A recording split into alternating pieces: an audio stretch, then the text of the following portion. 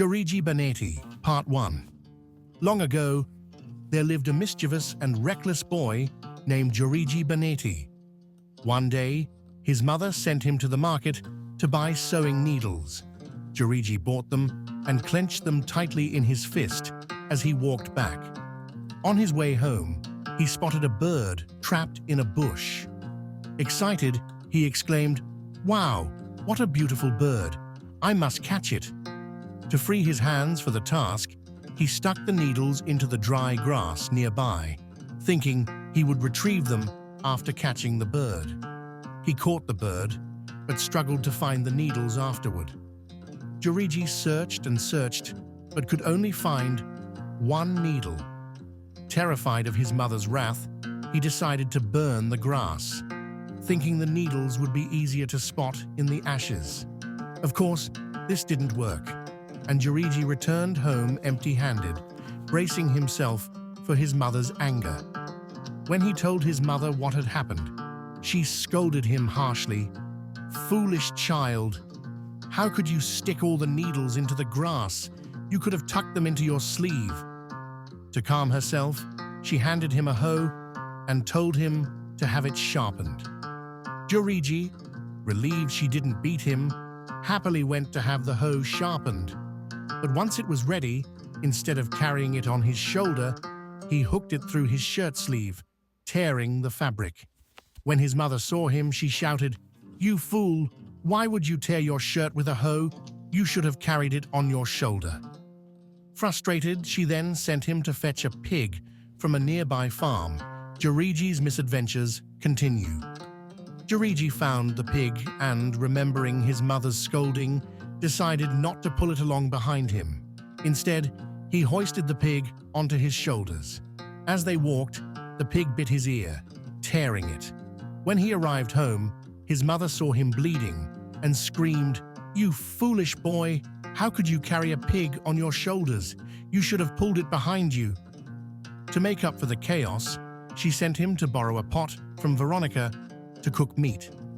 Joriji tied a rope to the pot's handle and dragged it along the ground all the way home.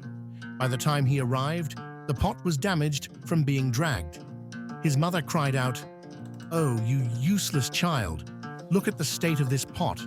What did I ever do to deserve this?" More chaos in the kitchen.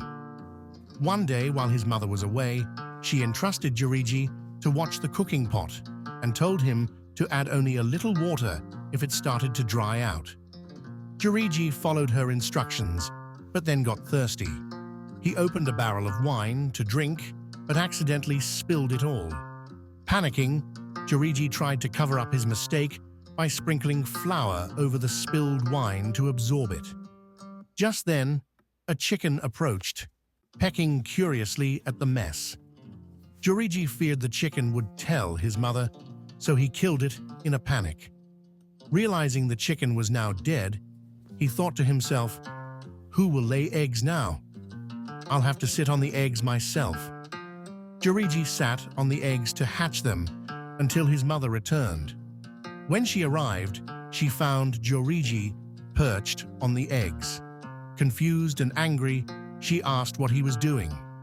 Joriji explained, "I killed the chicken because it was going to tell you I spilled the flour." The mother, overwhelmed by his foolishness, exclaimed, "You spilled the flour? Why would you do that?" "Because I was trying to cover up the wine I spilled." "You spilled all the wine too. You are nothing but trouble." Distraught, she cried out, "We are doomed. All that remains for us is tears and misery." Moral of the story: think before you act. Impulsive decisions like Joriji's often lead to bigger problems. Take responsibility. Joriji's attempts to cover up his mistakes only made things worse. Value instructions.